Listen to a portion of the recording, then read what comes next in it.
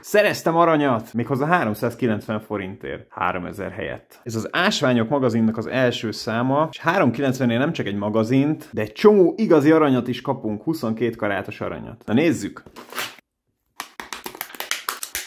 Itt van a valódi aranyunk.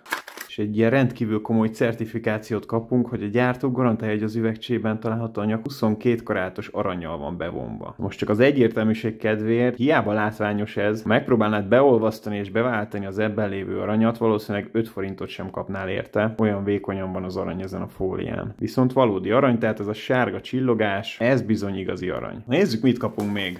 Itt van hozzá a magazin, ilyeneket kapnánk, hogyha előfizetnék. Nem fogok, mindig csak az első számokat veszem meg. Hú, és itt kapunk egy gigantikus posztert, tehát ezt be sem tudom mutatni videóban. Így mutatom, egy gigantikus posztert kapunk. De az nem elég, akkor 390 forintért még itt van hozzá a magazin, amiben megtudhatunk egy csomó mindent az aranyról. Kristályrendszerek, egészen igényes kiadványnak tűnik. Az ásványgyűjtés az egy nagyon szép hobbi. Ha ilyet szeretne a gyerekem, biztos nem sajnálnám erre a pénzt. Egyszerre tanulás és szórakozás. Na hát ez tök jó volt. Poszternek keresünk helyet, az aranyat meg kiállítjuk valahova, mert amúgy nagyon durván jól néz ki. Na megérte 390-ért, mit gondoltak? Gyűjti valaki a többi számot? Mi a véleményetek róla?